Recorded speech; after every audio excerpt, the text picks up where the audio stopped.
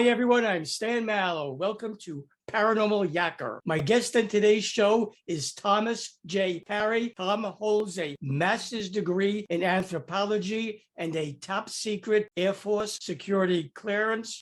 Teaming with UFO investigator Don Schmitt, he has co-authored a number of blockbuster books about Roswell. One of those books, that being Touched by Roswell, Crash Encounters of the Rich and Famous, is the one I'll be discussing with him in this interview. Tom Carey, welcome to Paranormal Yacker. So nice to be with you, Stan. What initially sparked your interest, Tom, in the 1947 Roswell Incident, one that led you to devoting so many years investigating various aspects of it? That is an excellent question. And the answer is that in 1980, because as a kid, I had been mildly interested in UFOs, these things that fly around the sky. You know, what are they? What are strange things? Our latest fighter jets couldn't match them. So I was interested in UFOs. And I heard tangentially that they were doing some research on a case called Roswell. Roswell, what is that? And in 1980, a book came out called The Roswell Incident. It was by an author named William Moore and Charles Berlitz, the language fellow. Now, the research had been done by Stanton Friedman, but at that point in time, he didn't have a big name. But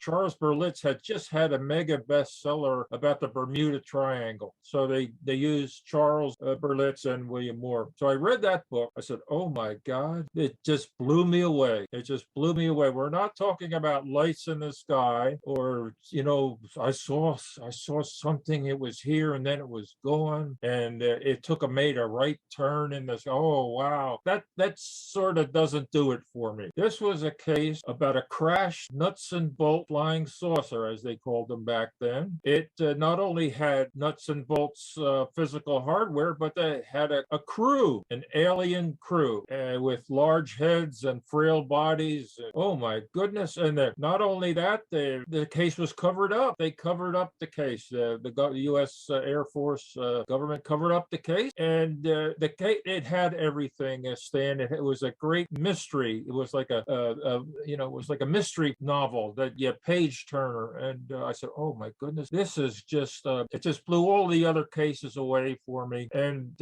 somewhere along the line in the late 80s, I learned of these two fellows named Kevin Randall and Donald Schmitt, who were part of a group called the Center for UFO Studies in Chicago. They had reopened the case. Now, you know, you had a 1980 book that came out, and that was it. Nothing more for almost 10 years. So I signed up to get the newsletter from QFOS, the Center for UFO Studies, and I said, oh my goodness, Randall and Schmitt, they're reopening the case. So I called up Randall because I had a background in anthropology and archaeology. And one of the parts of the story was that the craft itself and the bodies had been discovered in 1947 in the New Mexico desert by a group of archaeologists from the University of Pennsylvania in Philadelphia. Well, here I was. I was living in Philadelphia. I had a degree in anthropology with a number of years of doctoral research at the University of Toronto. I said,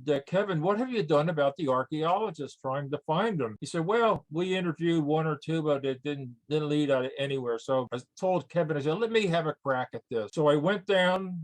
First, I called William Moore, the co-author of the Roswell Incident. I said, Mr. Moore, what archaeologists did you talk to? He said, well, we talked to a fellow named Bernard Wales at the University of Pennsylvania, another fellow named John Cotter. I said, okay, so I had two names to go on. So I went down to the university and I interviewed Bernard Wales, and he lied to me. I'm sorry, he told me that he didn't know anything about it. I said, well, how did William Moore get your name? He said, well, this fellow named William, blah, blah, blah, blah. So then I interviewed John Cotter, had lunch with him. He knew everything about the case. He knew soup to nut. And finally he said, and you know what it was? And I said, wow. here we go. He's going to tell me what it was. He said, it was a V-2 rocket carrying a chimpanzee. And I said, oh my God. I closed my notebook and I said, oh my God, he's given me the business here. He knows all about it except what it really was. So I learned later, Stan, that John Cotter was there at the crash site from a fellow a graduate student.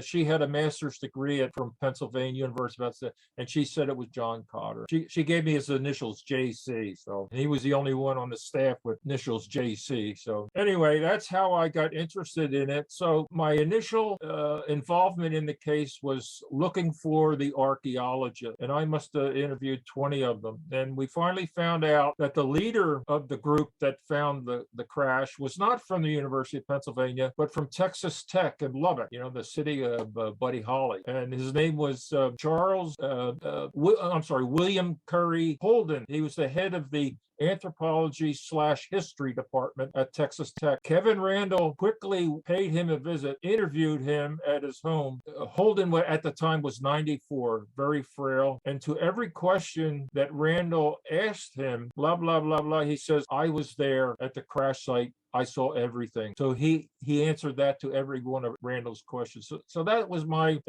involvement initially. As years went by, Randall dropped off of the team in about 1995, and Don Schmitt and I, in 1998, we formed a partnership to continue and I underline the word proactive investigation of the Roswell case. Because you can sit back, and just wait for something to come in. Oh, here comes something. Well, that's so few and far between. You're not really investigating. So Don Schmitt and I, since 1998, I think that's like 23 years or something. My math is no good. We've been a proactive team on the Roswell case, the only one in the world team that was proactive. We've written together 11 books about the Roswell case. The 12th one will come out next year. It's already written, and it will come out next year, which is the 75th anniversary, Stan, of the Roswell crash.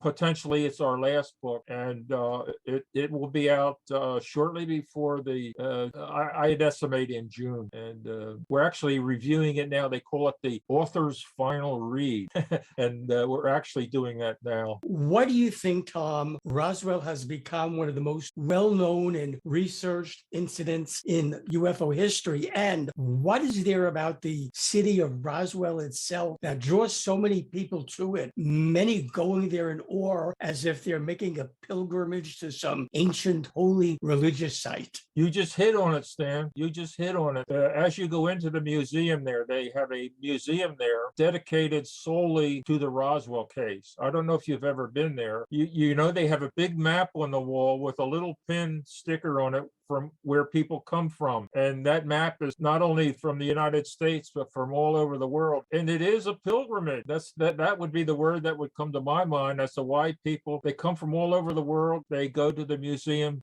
they go to Roswell, not to see the cheese factory or the dairy. They don't go there to see that. They go there to see the museum, and it's dedicated to the Roswell crash. And they have a big board that you can sign your name to it. And we all signed our names to it. And you should see some of the names have signed in from all over the world, actors and actresses and political people, famous people, and the town itself, of course, has assumed this mantra that we are the home of the most famous UFO case of all time. And that's what it is, because of the reasons I told you I got interested in it. It's known all over the world. You can go to Upper Volta and say Roswell. They might roll their eyes, but they know what Roswell stands for. Usually it stands for aliens. Oh, that's where the aliens are. But it's known all over the world, Stan, and because it's the best case. It's got so much,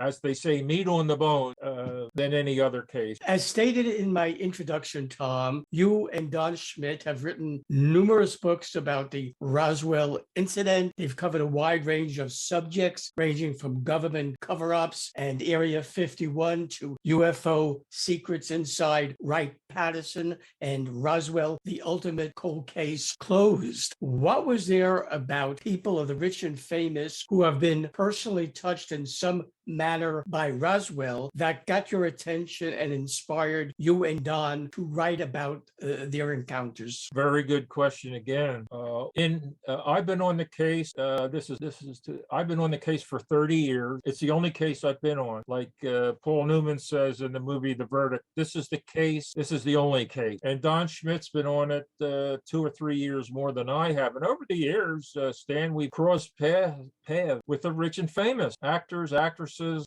crown princes, and there were enough of those that we said, in our last book that we wrote, which is a bestseller called The Ultimate Cold Case Closed. See, we thought that was going to be our last book, but it wasn't.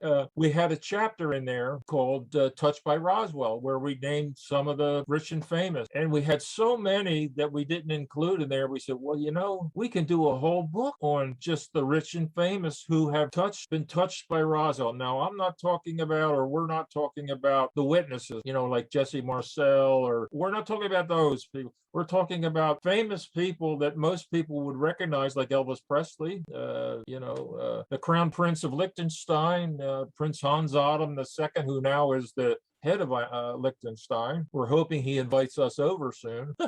But we thought we could do a whole book on that, and that's what we did. We have, I counted them up. There's 261. It's a 261-page book. We have almost 100 rich and famous people in there that we talk about, and it's just it was a joy putting it together because it's so different from all of our other Roswell books where we're trying to prove the case. We're trying to prove the case. This one we're just saying, okay, here's how Roswell touched Elvis Presley, and I'm not going to give that away because I want to use that as a little tease, so people will want to know how did Elvis get involved, and but that's what we did, and I don't know if you have a copy, you recognize most of the people. Touched by Roswell covers encounters of celebrities from just about every field, from politicians and entertainers to the military and science. I would like to now ask you about some of them from each category. And I respect the fact what you said with these teaser things. Some of them you'll decide to pass on, and that's okay. But I'm going to ask you anyway. Okay. I hope I can remember because we actually wrote the book last year, and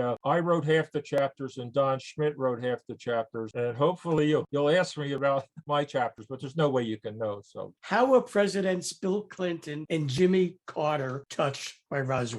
Good question. Bill Clinton, when asked about Roswell publicly, he claims, well, I want to know, but I don't know. What he did, Stan, was when he became president in 1992, he assigned his friend Webb Hubbell, who was an associate attorney general. He said, Webb, what I want you to do is I want you to find out two things: who killed JFK, and did Roswell really happen? Well, regarding Roswell, because JFK, there's a gazillion stories, so he went about his business, and he finally reported back to Bill Clinton, Mr. President, everybody's stonewalling me on Roswell. I can't get anywhere.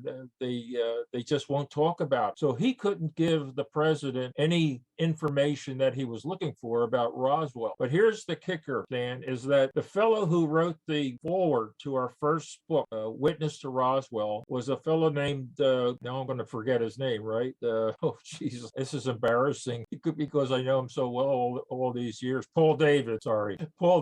He's a Hollywood film producer, and he wrote the foreword to our first book about Roswell. Well, his father was a history professor at Georgetown University, and Bill Clinton was one of his father's students at Georgetown. So when Hillary was running for president, Paul Davis saw that she was going to be in New York City for a fundraiser or to give a speech to raise money for her candidacy. So he took a copy of Witness to Roswell with him. And while Hillary was speaking, he sought out Bill Clinton and went up to him and he said, Mr. President, my name is Paul Davis. I'm the son of Jules Davis, who was your history professor at Georgetown. oh, isn't that a coincidence? Well, and he says, I have a book here that I wrote forward to. It's called Witness to Roswell. Would you please take it and read it? Well, we know he took it. We're not sure that he read it, but we're convinced that Hillary did. We're convinced that Hillary did because Hillary has said on several occasions, not only are UFOs real, but she believes that we have been visited. That would be our book. That would be in our book. So we're convinced that Hillary did read the book. And Bill, to this day, he won't. And all president, when they're asked the question, they have to be nebulous about, oh, well, I've heard, because you can't have a politician, let alone a president, being associated with the term UFOs. Oh, there goes President UFO. So they can't answer the question. But they have to express interest. But no, I don't know anything personally about it. But it's an interesting story, and I've got other more important things on my plate, something like that. Now, who was the other one? Jimmy Carter. Jimmy Carter had a personal sighting of his own. He was giving a talk in Maryland, and this was a sighting that was seen not only by Carter but the group he was with. And it was a fairly good sighting of a UFO that came up fairly close. And he reported it to MUFON, the Mutual UFO Network. He reported the case. They have it in their files. But that wasn't Roswell, but that's where he got him interested. And we had someone who was meeting with Jimmy Carter. I can't remember his name. And the subject of Mr. President, do we have any hardware, extraterrestrial? And he went into the litany of, we do a lot of things and blah, blah, blah, blah. But somewhere along the line, they brought up Roswell, and it was like somebody put a spear through him. And the person said when he left the room, Carter, I'm saying Carter, it's Carter, had his head in his hands. He was crying. He said, I know what we have. I can't publicly state. I can never publicly state it, though. He knew, but he couldn't publicly state it. And he had his hands in his over his head, and he was shaking his head and near tears. So he knew, but he couldn't. And he said he couldn't publicly state that. The singers Elvis Presley, Ozzy Osbourne, and John Denver were all touched by Roswell. Now, I know Elvis Presley is going to be the cliffhanger, so I'm not asking about that. But do you see anything about the connection with Ozzy Osbourne and or John Denver? Ozzy Osbourne, my co-author, wrote that chapter, but I do know that Osbourne, he has this show on television, and I only recently started watching it when he mentioned that they were going to be talking about Roswell. So he is interested in the paranormal, and Roswell was one of the things that he had on his show. And actually, I saw it recently, but I don't know originally when the show took place. But that's a chapter that my co-author,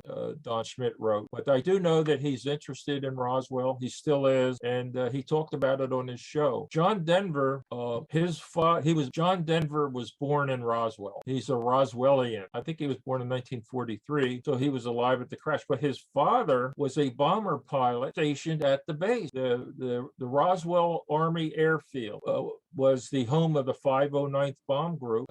His father was a pilot, a B-52 pilot, and his son John Denver was born. I think he was born on the base where it happened, and whether his father ever told him about Roswell, we don't know. But he became a singer. His father was dead. His father wanted him to become an Air Force pilot, like he was, but he had this good singing voice, and he became a singer, which his father never approved of. But his connection was he was born, I believe, at the base hospital where the aliens were brought in 1947. So that's his connection. He was born there. I don't know that he ever talked about it. We don't know, but that's his connection. Like Demi Moore was born in Roswell. The actress Demi Moore. We have a picture of her. She came to the museum. She made her pilgrimage to the museum to see what it was all about. We have a picture of her signing the wall that she visited there. So she was born in Roswell. Should the viewers of Paranormal Yacker want to buy Touched by Roswell, Crash Encounters of the Rich and Famous, or any of your other books, how do they go about doing that?